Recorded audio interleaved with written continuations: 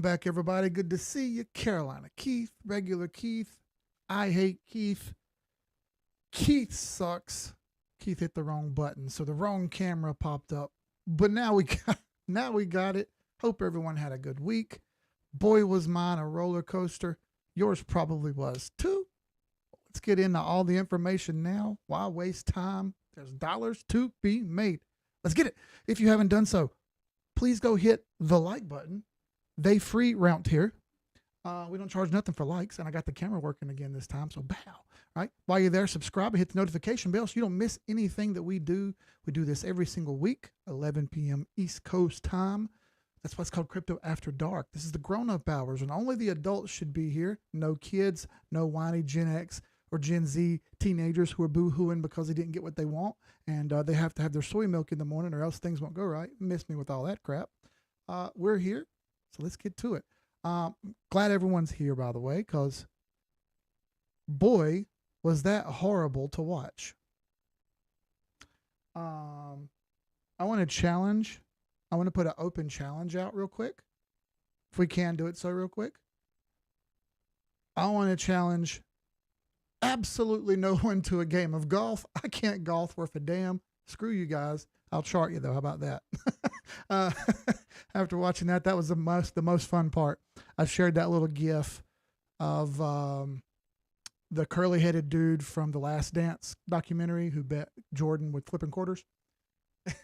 Going about him and Trump and Biden doing a golf tournament for Mar-a-Lago. Winner keeps Mar-a-Lago. That would be pretty fun. Me and Nick played golf down in, that was West Palm Beach where we played golf. It was really nice. We didn't get to play at Mar-a-Lago or anything like that, but we played at West Palm. Pretty cool. I never thought I'd get a chance to play on a real nice course in West Palm, but I got to. That was pretty cool. So I've got Bitcoin pulled up here. I'm not holding out too much hope on craziness happening. Another thing is I literally walked in here 2 minutes before starting the stream, so I didn't have a ton of time to prepare. I was hanging out with her for a little bit. I did a lot of charting throughout the day yesterday in the Discord, a lot of thinking on things and looking at things, and I think things are still kind of ironing out the way I thought they would.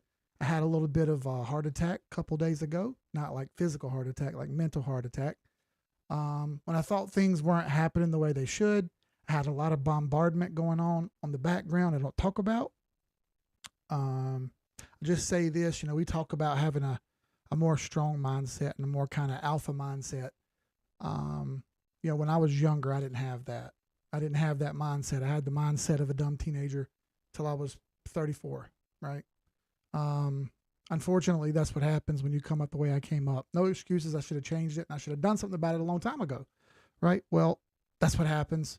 Doesn't work that way for everyone, but you eventually get a chance to change things. You know what I mean? You eventually get a chance to make things better or do things different. And I've tried to do that for quite a while since, right? Nonetheless, I think things are still going kind of the way they were. Now, it's going to take a minute for me to explain this, so bear with me, all right? I've got the standard daily Bitcoin chart pulled up here. This is Binance that I'm looking at. Nothing fancy, okay?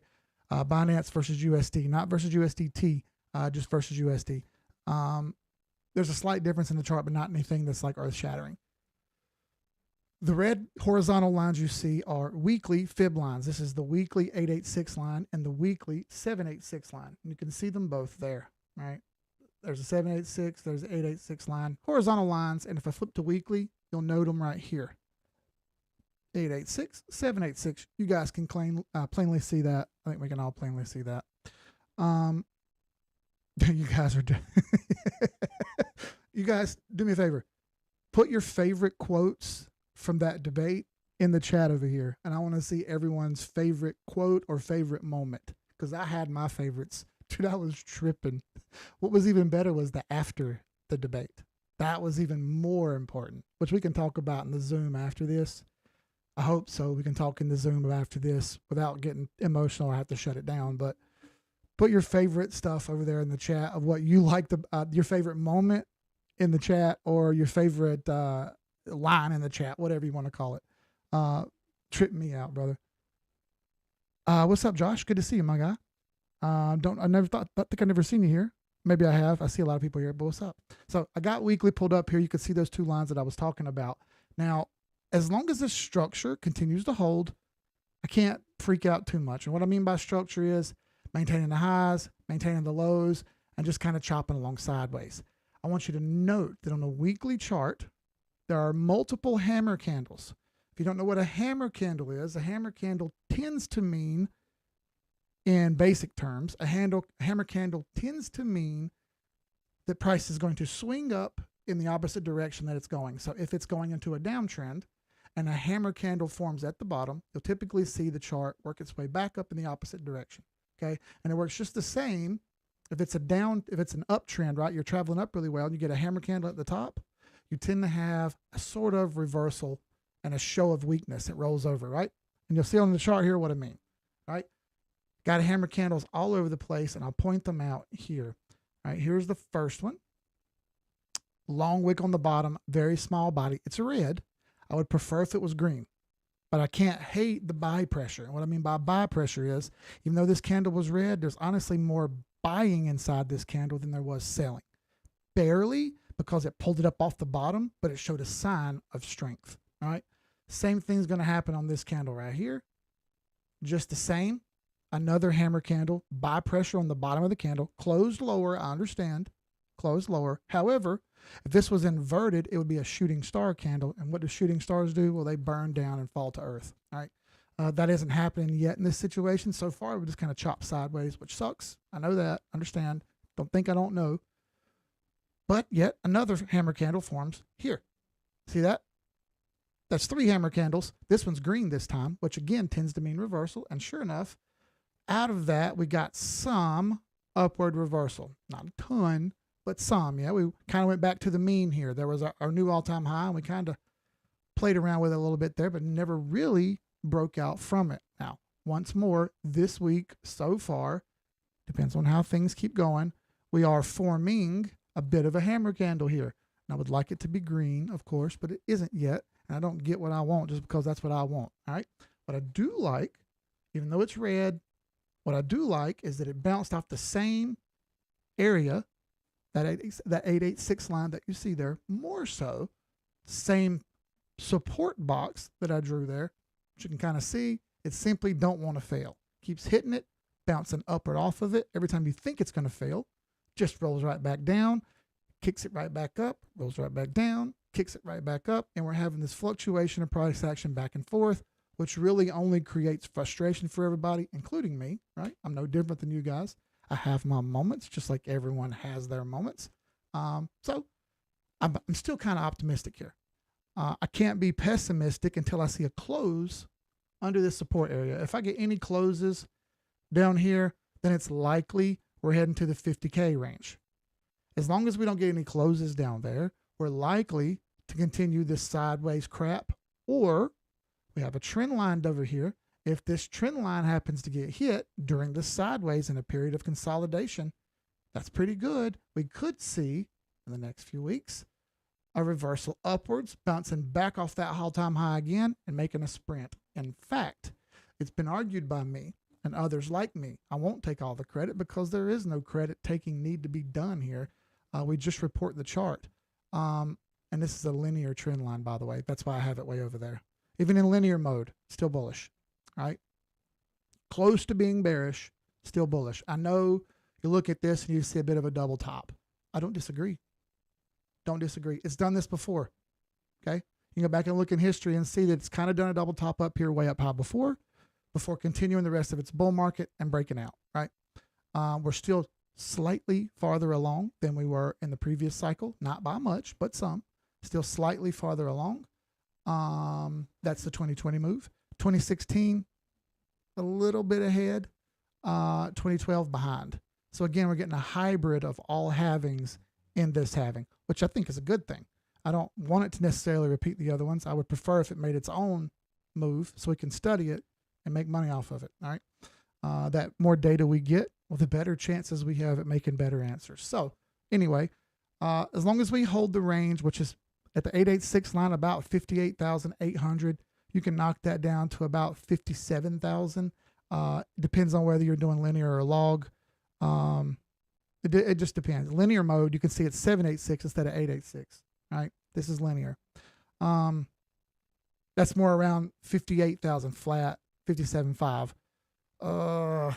Again, I still wouldn't be super bearish unless I see a big close under there, and that yet may happen. It's often argued by me that every time I go on vacation, charts go up. I leave for Mexico in a couple weeks, and I'll be off on the plane heading south. So once I do that, it's almost rest assured that a lot of charts go up. That's the way it works for me. So, hey, what are you going to do about it? I think short term, we have better things to look at. Long term, still doing the same thing. And we'll get into more short term after I answer some questions over here. You guys go hit like. Good many of you guys in here, not very many likes. Go hit like, hit the subscribe button, the notification bell. Helps us get the word out. All right. Charles Can't Lie. What's up? Good to see you, brother. What's up, Jeremy Cousin? Raging Beagle. What's up, my friend? Fritz. Still puking. Yeah, I know, right? Quinn Jen. What's up, dude? Good to see you. Eric Denham Logic. What's up, my guy? Good to see you, my friend. He said evening. Oops, I didn't mean to draw that. Keith. Yep. I say that every time. That should be my dude. We should start a drinking game if I say that. Jeff Thomas. Ande Colo. Good to see you. Peter Navarro. What's up, Pete? What's up, Carmine Glitch? Good to see you. A big shout out to y'all who show up every stream and medium. A shout out to those of you who come when you can, and a massive welcome to all you who are new. What's up, Cheese? Ron Poteet, Ryan Coburn. What's up? Josh said hey to you a second ago. Cousin Jeremy said I was working, so I missed it. Oh, don't worry, you'll see the highlights. Rachel Beagle said we beat Medicare. What? We're talking about golf, and Trump said, carry your own bag. Think you can handle that, Brandon? Yeah.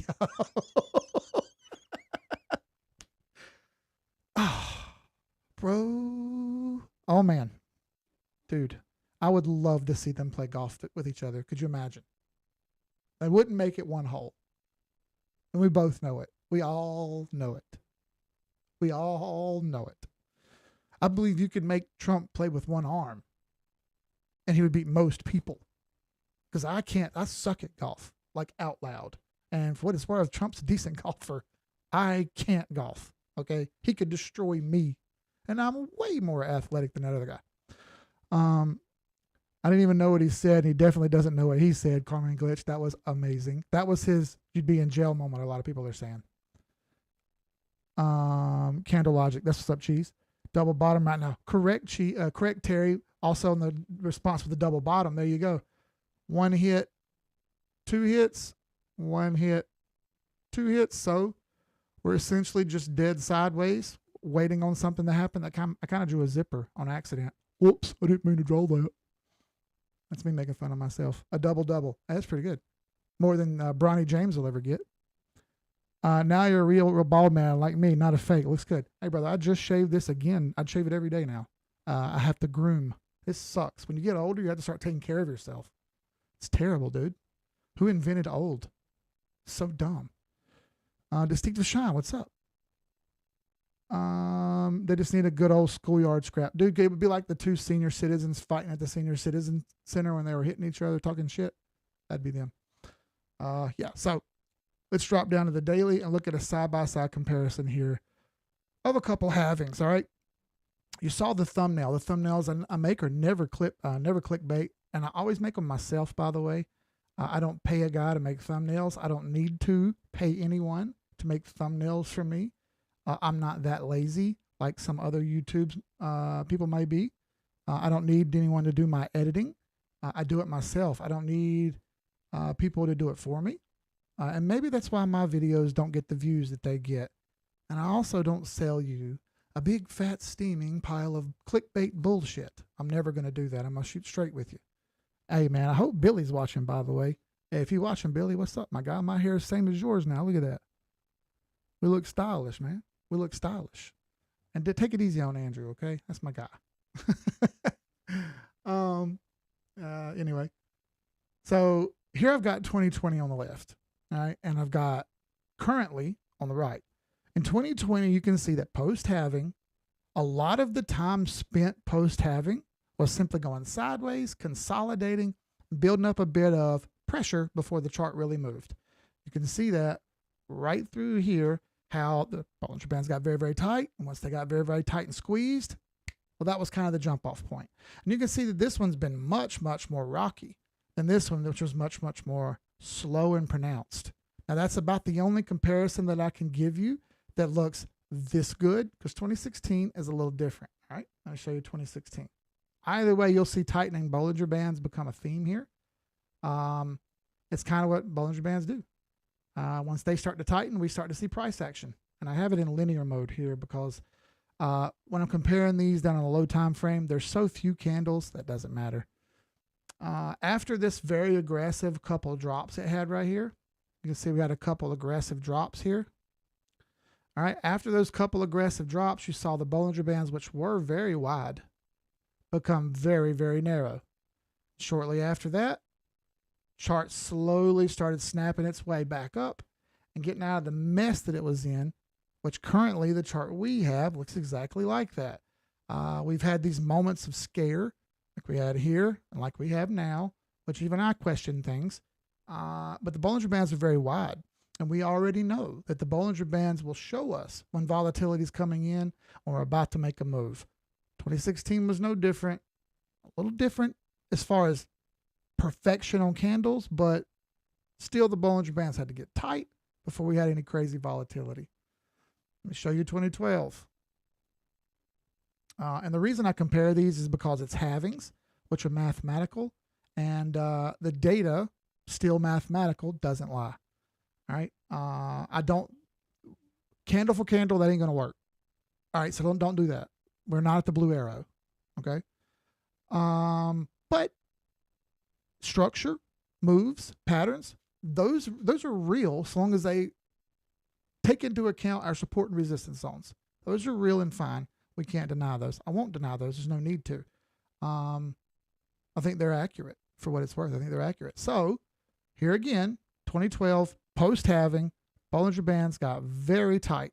And as you see, our Bollinger Bands are not very tight. In fact, before halving was where the Bollinger Bands got wide over here in 2012.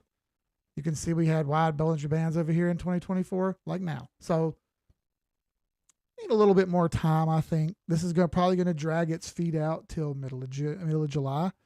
I think we get a July and August move up here. I'm not saying it's going to be some big, dramatic, amazing move, but I do think we get some summer movement. Bigger movements will come later in November and December, through the beginning of the year. Until then, we're going to get chop and occasional pop-ups and occasional things that happen. And I do think Bitcoin will get past its all-time high sooner rather than later. I think we're running out of time mathematically for things to make a move. It either has to make a move, as we say in the South, piss or get off the pot.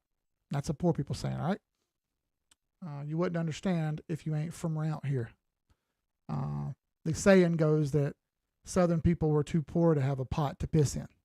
And then once you finally got a pot, he texts, oops, I didn't mean to draw that. Once you finally get a pot, you better piss on it while you own it because other people are waiting. All right? Piss or get off the pot. Stupid saying, but real. Let's look at a couple others real quick. Total market cap and Bitcoin dominance, which are both important. We've tracked Bitcoin dominance very, very closely here, okay? We can see back to 2016, and we can kind of see what happened back in 2016. Let me take the moving averages that I have on there off. All right, I've kind of drawn this out a little bit for you to be able to see. I'm going to hide this for a moment. These are the new fib sets so I can explain what we have on the chart. All right, this is the 2016, this is the 2020 halving and bull run. All right, pretty simple to see. Timelines on the bottom, percentages on the right. Keep up, okay? 2018 was the top of the bull market from 2016 to 2020, okay? Then we had this period of consolidation where most of the money was in Bitcoin. All the money ran away from the alts. It either went to Bitcoin or stable coins. Right? From there, Bitcoin dominance did nothing but gain strength until all the way the year after halving, right? You see right here's halving. Right here's July, August, September, October, November, December. Right, the same year having ended, the year after it ended is when Bitcoin dominance fell off the cliff. All right, you can see 2018, it slowly works its way up, slowly works its way up. Halving happens, we have one more push. We get to about 618.71, which is the golden pocket Fibonacci level. End of the year happened, and then bam, off Bitcoin dominance went. All right, let's take it a step farther. We can see that we had this bit of a pattern where we had a slowdown around halving, a shoot up toward the end of the year, and then a rip. That also broke the trend line. Here we are over here, which is our current Bitcoin dominance, which is at 54% right now. So we had the same situation as then, big fall off. We had a consolidation period. We started working our way back up slowly and slowly and slowly. Here comes halving. There was our halving over there. And sure enough, our Bitcoin dominance has slowed down and is no longer gobbling up market share, starting to actually give market share away to some altcoins, Ethereum, maybe some USDT and USDC. Nonetheless, you see money coming out of Bitcoin and going into other stuff, right? People are kind of making their plans right now. You're kind of seeing floors be set on a lot of charts, right? I think you can probably look around and see a bunch of different charts that are kind of at their floor level. And because of that, we can derive that most of the money is coming from Bitcoin because Bitcoin dominance is falling. Bitcoin dominance falling and altcoins not falling, well, you can kind of bet that a lot of bases are being formed. All right. On that note, if you look back, we had that dip on that Bitcoin halving move. We had that little dip on dominance. Here we are doing the same thing now. I don't think it goes down as far. In fact, I don't think it goes up as far after either. We'll see. But stick with me. I think we get this rollback here. I don't know if it goes below the 50 fib. I can put it in linear mode. It will go below it in linear mode because it never got above it. All right, it would just go down to the 382 fib around 52 to 51.5%. From there, catch a bit of a rebound, and we'll see if it makes it all the way up here to the 618 fib like it did over here. That's my thought on what's happened, what may happen going forward. From there, that also happens to be the end of the year. You see that December, right down here at our timeline, December 2024, beginning of the new year, 2025. You'll see Bitcoin dominance start to retrace very, very rapidly. And that's where money's shifting into altcoins. We have altcoin charts we can look at to show you that. And I'll show you that after this. You can see the moves that happen and the kind of determination factors that go into that. How far does dominance fall? Well, we don't really know that. And I don't want to play magical wand crystal ball guy. What I will say is we will see a fall off in dominance. How far? That's the question. With ETFs bringing in the money they brought in, as much come in, I would assume we don't see some massive earth-shattering fall off. We see an average fall off, right? So we may even make a higher low instead of an even low or a lower low, right? So hypothetically speaking, we made a low here, or made a bit of a higher low here. Even though it's ugly, it's a higher low. We could go ahead and make another higher low over here. And as you see, we're getting closer and closer and closer to this wedge over here, which points towards April 2028. Things are going to get very interesting in April of 2028. Is that the moment where we see only Bitcoin or a bunch of altcoins get wiped out or whatever because this big wedge is forming? I don't really know. I'm super curious. I don't have the answer to that. But boy, is the future going to be wild when we get over here to 2028. I can almost bet you this thing comes down here, chops out, and comes down to this point for 2028 somehow. That would be crazy if so, and then breaks out. Or is it a situation where we chop down real far, we break out, and then we back test? Wouldn't that be crazy? I don't know. I'm open to see it happen myself. We'll see. I don't want to, I'm crystal balling it real hard right there.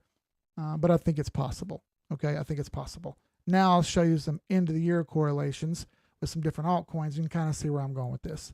Let's answer some questions first. Maker has an 821 cross but stuck under the 50. A lot are doing that right now, Terry. 821 crosses but stuck under the 50. That blue arrow, Terry got it. Emotion manipulated, hopefully. Only 15 likes. I know, right, John? I know, Ryan. 50 people on here, 31 likes. What are y'all doing, bro? Go hit like.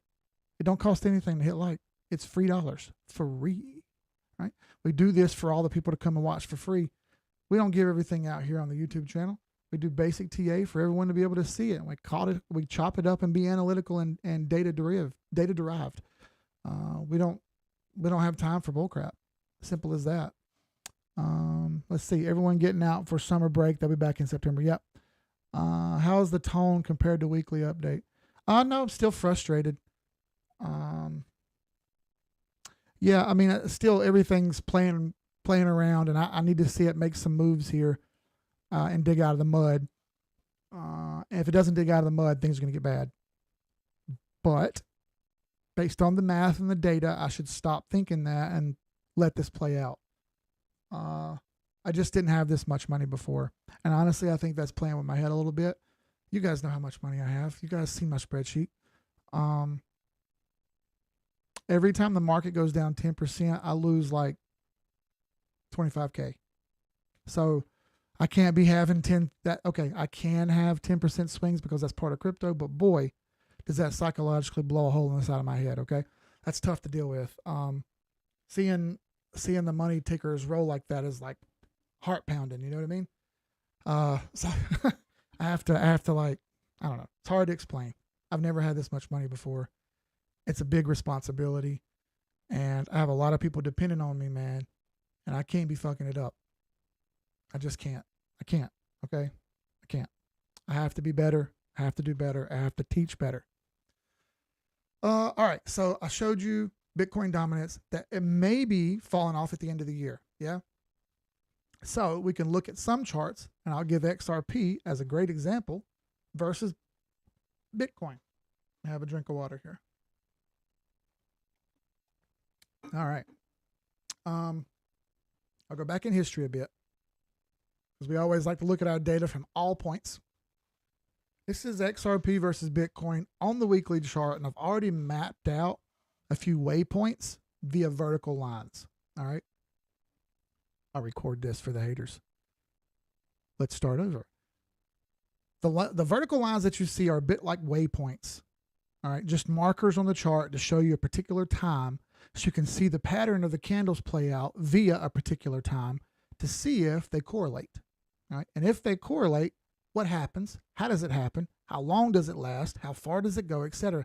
We start getting answers to questions that we didn't have before, and we're able to make better decisions based on that. We don't have to guess. We don't have to think about it. We can just look at it and go, yeah, okay. So all the way back to previously at the end of the bull run that you didn't even see in 2012 and 2013 because most of you weren't here. Well, that happened on Bitcoin, on XRP, because that's one of the oldest coins out there is XRP. It's the third coin ever. Bitcoin and Litecoin, the first two. We can note the times that Bitcoin topped out and started dragging everything down with it. That was this blue line. All right. Looking forward, we can see the next Bitcoin halving. We can have a waypoint in the middle. Right. We can kind of see that's pretty simple, not that hard to miss. All right. Looking through this, we see XRP made a very aggressive move about halfway from the end of the bull run to halving, and then aggressively tailed off. Post halving, what happens? Right? We kind of get the timeline down here. This is 2016, the big move that everyone likes to compare everything to and say we're going to keep having. All right. You can see we kind of played around with the trend line a little bit, then we failed back down to the same level that we were at in 2014 versus Bitcoin. In this blue box, date-wise, was when we saw XRP become more valuable to hang on to versus Bitcoin for a short period of time. This is when it reversed. It was no longer gain-wise, percent-wise, worth it to be in Bitcoin. It was worth it to be in something else. You'd make more money in something else than you would Bitcoin. That doesn't mean Bitcoin wouldn't make any money. It just means the other stuff was making more. Fair? Okay. Aggressive chart run up. Ended up forming a bit of a resistance level. It chops out, forms a bit of a support level before it eventually fails after the end of the bull run. Here's our waypoint halfway. Our next halving, we get the exact same move, a little bit up, roll over, back down into the same red box. A little bit of a move, roll over, back down into the same red box. It's the same red box. It's about halfway through the bull run, from halving to the end of the bull. From halving to the end of the bull, right? Halfway in between there is when XRP becomes more valuable to hang on to than Bitcoin. Again, not to say Bitcoin won't make money and not to say that you need to change what you're doing, just showing you the data. All right. We are again. This is our last cycle, end of the bull run when none of you sold when you should have. And I know who you are because you talk to me in the DMs, and don't act like you don't. All right. You know better, but you don't like to admit you're wrong.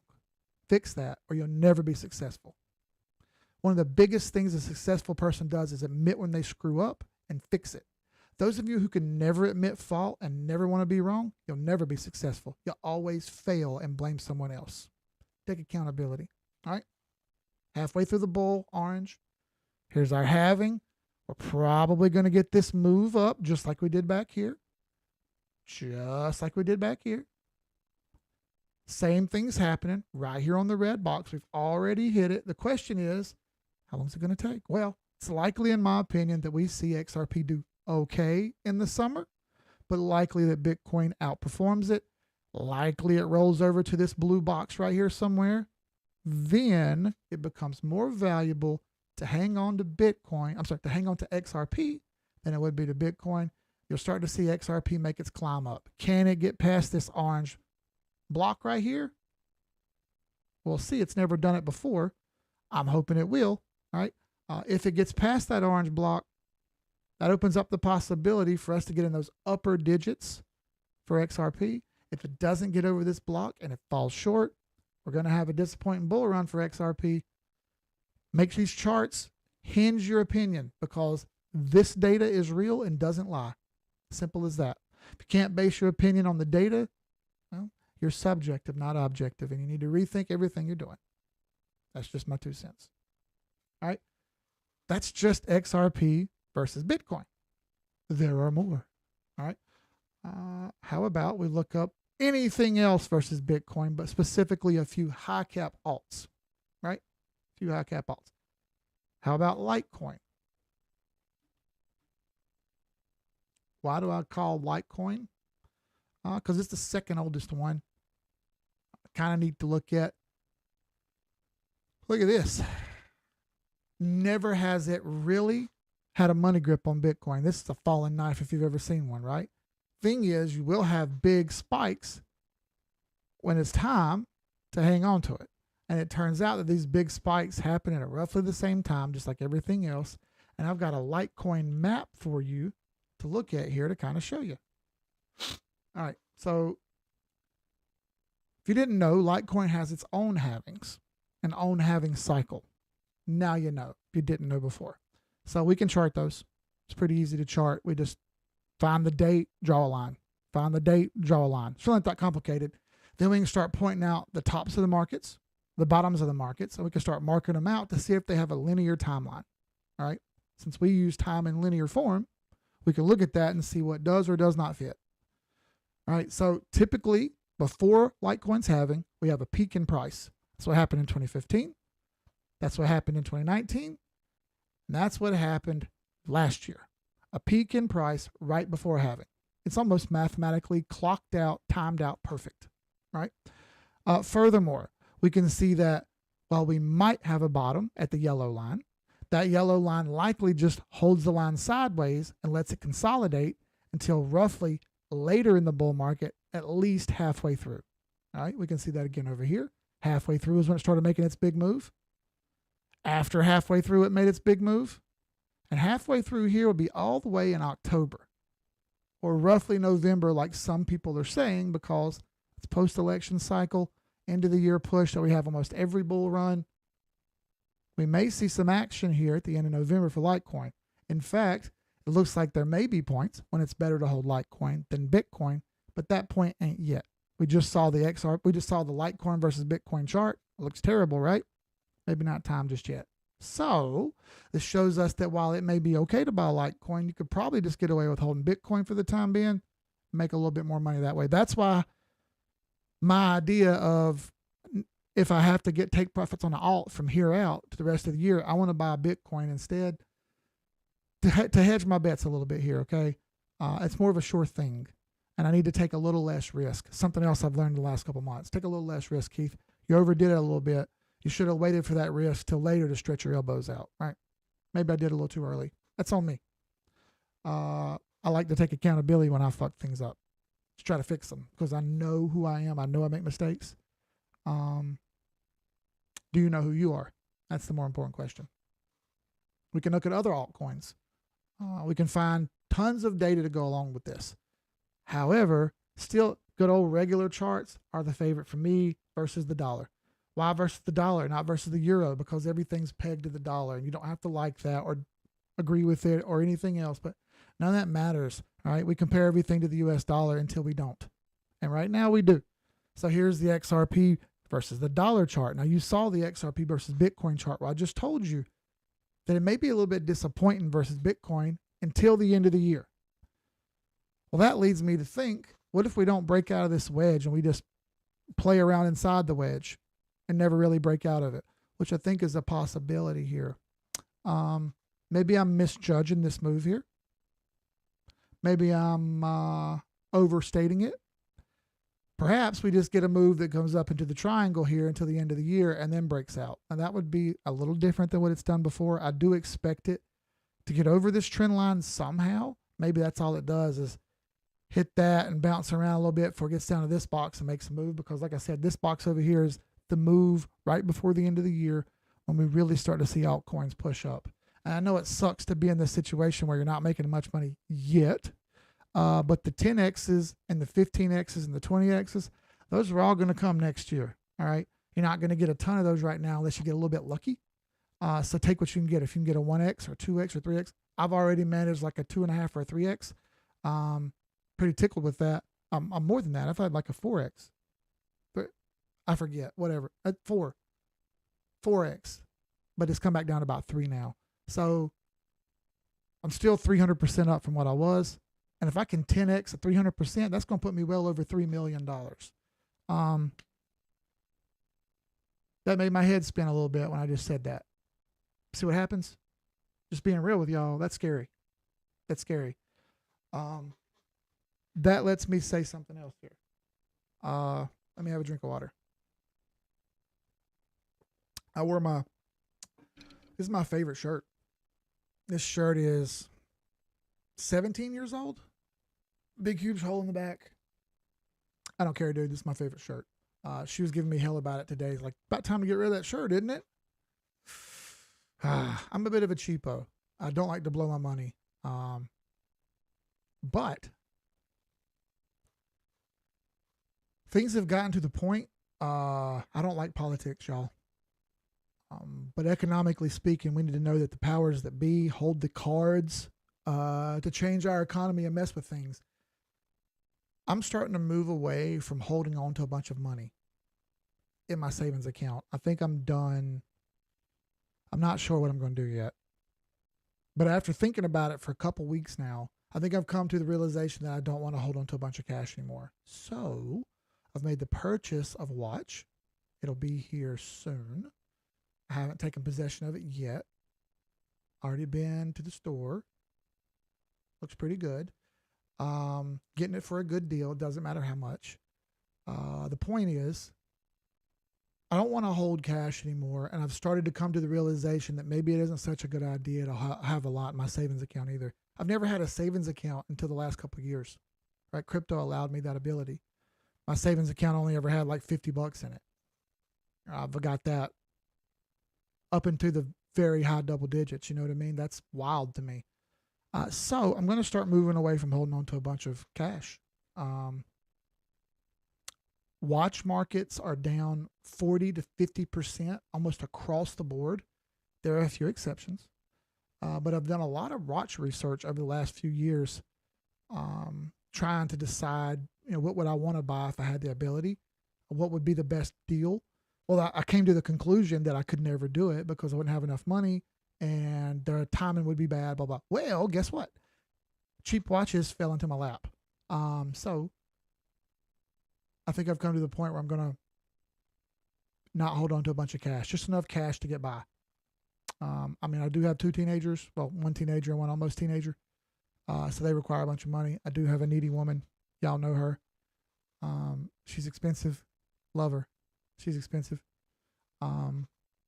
Life gets more expensive the older they get. So I got to keep some, but I do want to keep less.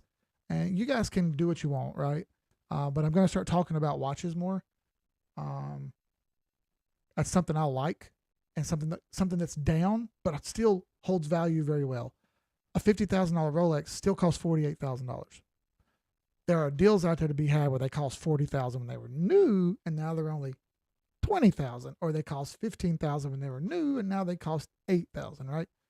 I'm seeing a bunch of those, and after talking to some people, there's some deals out there, dude. If you ever wanted to get an Omega Speedmaster, boy, they're a real good price right now. All right, so I've been looking around, and I've found some good looking Omegas, dude. Some good looking Omegas. So I don't have a problem holding physical gold. I don't have a problem holding silver or platinum, any precious metal, palladium. If you guys want to hang on to that physically, that's fine. Bang sticks. If you want to buy bang sticks, they tend to hold their value pretty well, which I've bought multiple of recently. I saw that in the Discord. Me and the kids, we go out and do target shooting with the rest of the family down at the farm. They love it. I bought a bunch of bang stick rounds when we went to the last show here locally, and I got a real good deal on that. That was a really good come up. So we've yet to go down there and do that. I think they want to go in a couple weeks though, so probably when we get back from Mexico. Yeah, I want you guys to consider not holding a bunch of cash. Your choice. Do your own thing, but I'm not going to do it anymore. We'll talk more about that later. Just wanted to interject a little bit, okay? A little late, but I will catch the first 30. Hey, what's up, Cody Cancel? That's an awesome cheat for Alt. Yeah, hell yeah, it is, cheese. Real spill. Damn right, Baylor. Cash ain't doing nothing but going down. Yeah, I came to that realization when I looked at, the dollar is actually up a little bit, but inflation is so high that anything I made dollar-wise going up or in my savings account got nuked by inflation. I actually lost like 11%. I lost 11%. My cash value went down 11%. I'm like, fuck, I could have just bought Coinbase and lost 11%, right? I had that realization that we all have as we get a little older and we start doing the math in our head, right? It finally hit me, right? I've never had cash to have. Now I have cash, and I'm like, what do you do with it? Well, just hang on to it because you don't know if you need it, because I'm a poor kid. That's the way we work. You know what a bang stick is, Cousin Jeremy. If I say the wrong words, YouTube will demonetize me. I can't say certain words. There are certain catchwords you're just not supposed to say. But if you do say, you correct them real fast and fix it so you don't say it anymore. Either way, I'm hopeful for XRP here. I still am. I don't hate XRP. It's not like that. The community is a bit of a joke, and y'all know that now at this point. You've started to learn that the XRP community is a bit of a joke. And you had a little bit of hope and prayers when that SEC lawsuit got dropped, but nothing happened. And now you're starting to see the light a little bit and go, dude, this is bullcrap. Okay, cool. You're understanding a little bit now. Question is, you can have that same attitude when the charts go way up and it's time to take some profits, right?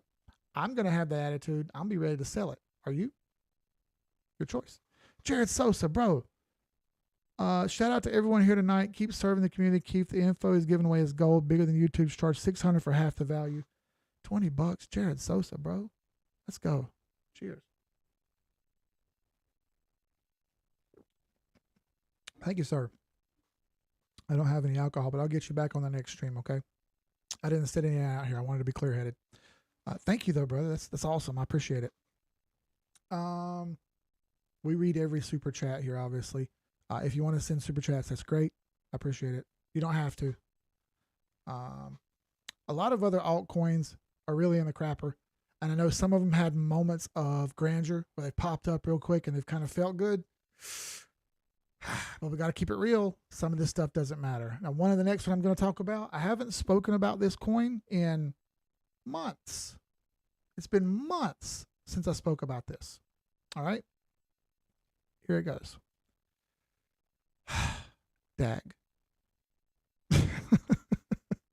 I can't believe I'm even talking about this. I said I wouldn't.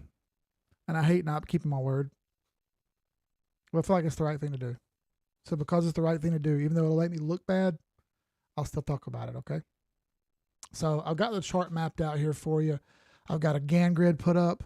Plus, I've got a guy who likes to think I'm a snowflake, who's a lawyer of some sort, or who claims to be a lawyer, who also sucks really bad at, you know what? He sucks at absolutely nothing. He's amazing. He's the coolest dude ever. I keep this up here to remind me of how stupid I am. So anyway, I've got a Gann grid drawn out here for you. This kind of categorizes the chart mathematically, not just based on left and right, up, down, and linear scale. It kind of categorizes it mathematically for me via a formula that a Gann mathematician came up with.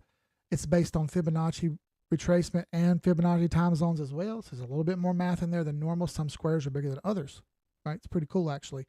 I know it looks messy, and I get it. It is messy, but we're going to zoom in here in a minute, and you'll see what I mean. So far, all we've done is came up, bumped our head on the 50 fib, not even really the 50 fib. He actually fell short of it, and then snap of a finger, rolled right back over and failed every single zone it had, almost all the way down to pre-bull market lows. Ruthless, like end of 2023 lows, right? Turns out that was also right about 786,886. I charted this out for everyone in the Discord to show them this may be what's happening, right? So we come down even a little lower here. We start examining the price action that we had currently.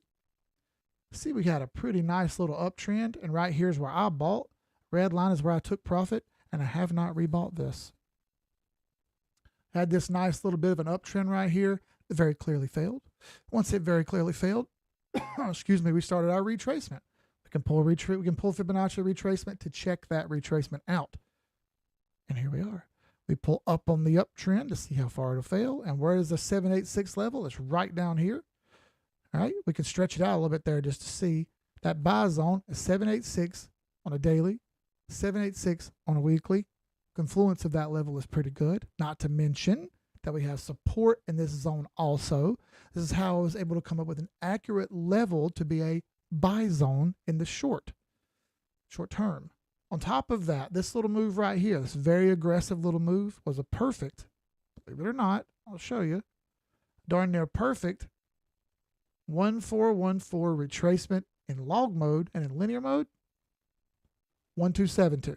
Either way, hit take profit fibs, which are typical reversal fibs, right at the levels that I wanted to see, right at a confluence zone inside of a little box that you could almost see coming. I say all this to say I didn't need to know about 7 years of work, all this time that the team has put in, and metagraphs and ubergraphs and heligraphs and megagraphs and awesome graphs, or whatever graphs we want to call them. We can keep changing the keyword. This all mean the same thing. Absolutely nothing. If you want to make money on an investment, you buy low and you sell high. You don't buy the team. You don't sell the team. You don't do any of that crap. You're not Warren Buffett. You're not Warren Buffett. So stop trying to be somebody you're not. Warren Buffett didn't get there by buying the team. He got there by buying low and selling high, and then getting enough of something that would pay him passively for the rest of his life that he could afford to buy into the team and not do anything else. Y'all seem to miss the point that Warren Buffett does what he does because he can. You can't. You can't, because you're stuck in the same rut that he started in and had to learn to get out of to get into the position he's in now. Y'all are still stuck in the I'll keep buying phase, or I trust the team phase. Bro, they don't trust you. The only thing they trust is you're going to keep giving them money. How? Why? This team, the next team, the next team. I don't care. I don't care. Your team doesn't make the chart go up or down unless they start selling coins that they got into a pre-sale or a pre-buy. This is why almost every major corporation has limits on what you can sell and when you can sell it, aka lock time, right?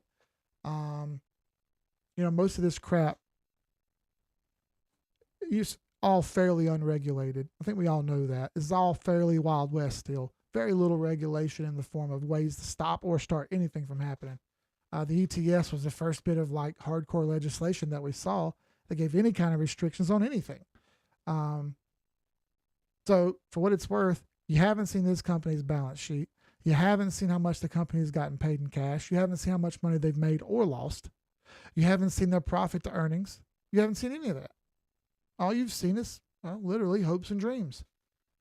Do I really need to sell you hopes and dreams? Is that the correct thing to be selling? No, it's not. I appreciate your product. That's great. That's awesome. But how much money have you made? You won't tell me because you don't have to report it. So forth and so on, so forth and so on. I'm just supposed to trust some dude somewhere out there. Nah, I'm good. No, thank you. No, thank you. And that's not to say anyone's bad. I'm not trying to talk shit about anyone. I don't care what your relationship is with the team. I don't care. I don't need them to make me money. I just need the chart to do what I want it to do. And if that happens, I'm getting paid. As a matter of fact, everybody's getting paid, right? So how about we not worry about the crap that we can't control? Can you let go? Because if you can't, you're never going to win. You have to let go of those emotions. I hate it just as much as you do, but it is what it is.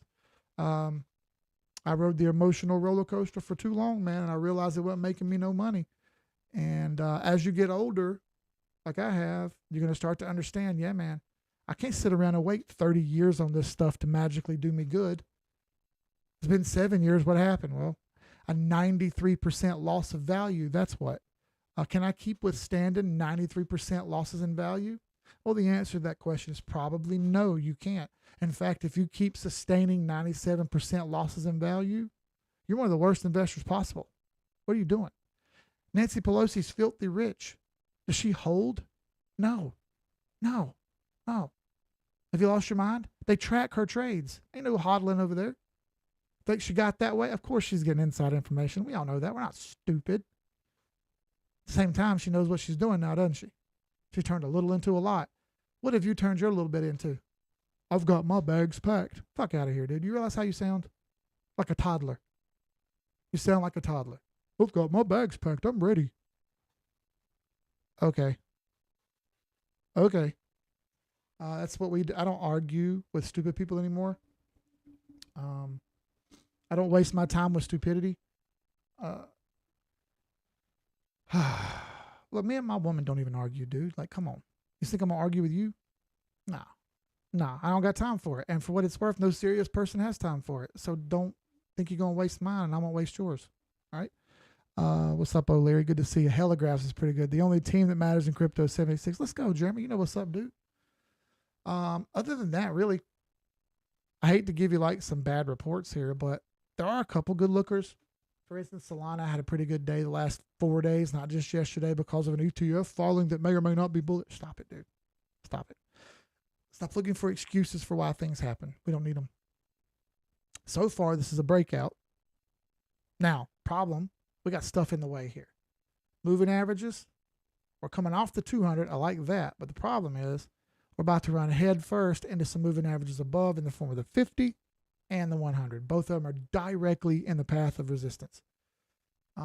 Here's the pivot points. Look at the pivot point directly in between the 50 and the 100. It's a bit of foreshadowing, showing you that's going to go up here and hit that level in between the 50 and the 100, which is like 157, right? Might go to 160 and throw a wick. I don't know. But right there in that area. That also happens to be, if we pull fibs on it, right around 786. All right. See there? That's actually golden pocket. I'm sorry.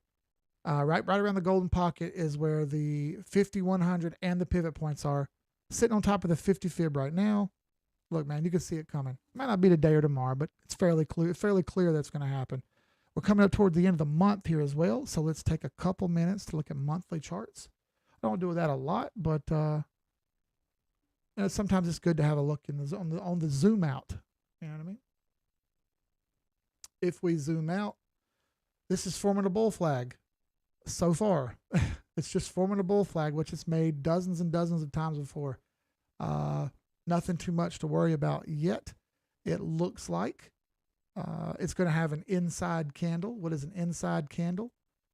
Well, not quite an inside. Well, you call it an inside candle. It's when a candle closes inside the last candle. And as you see, this one is inside it still. I'd like to see that.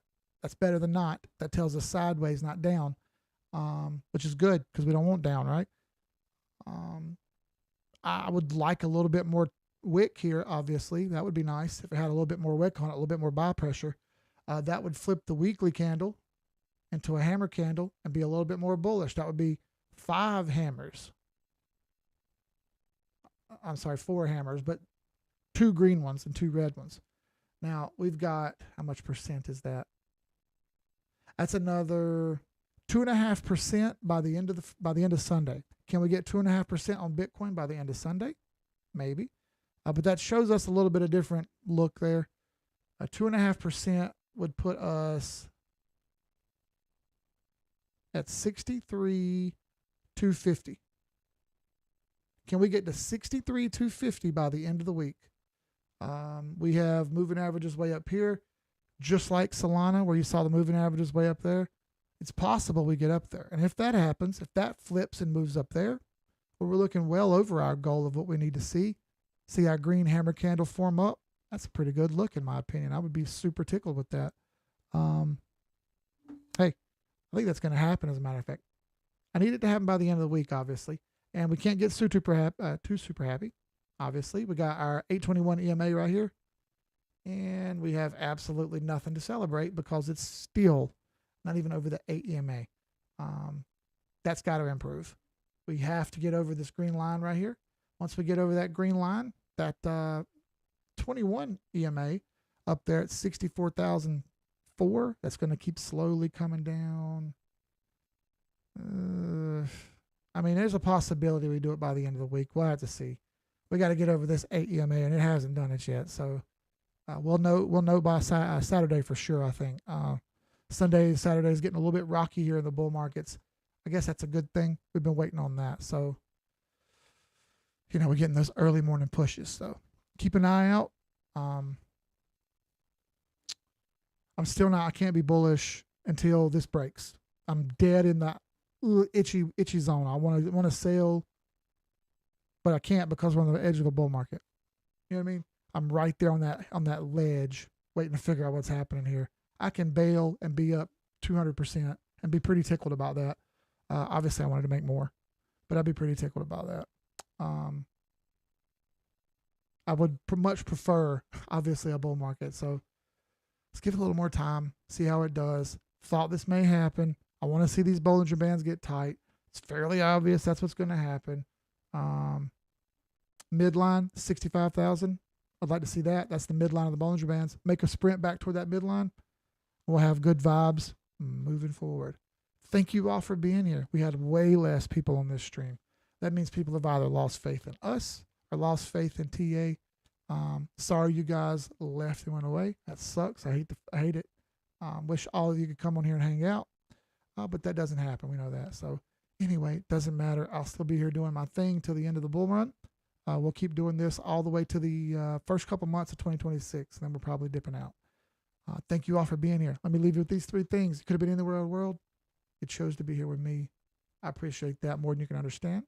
Make the best of your todays, the worst of your tomorrows. Because, man, I'm telling you what, yesterday was rough. So was Monday and Tuesday. So thank you all. Lastly, no one else has told you, remember, Keith loves you. I'll see you guys on the next stream. Sky's the limit. Peace.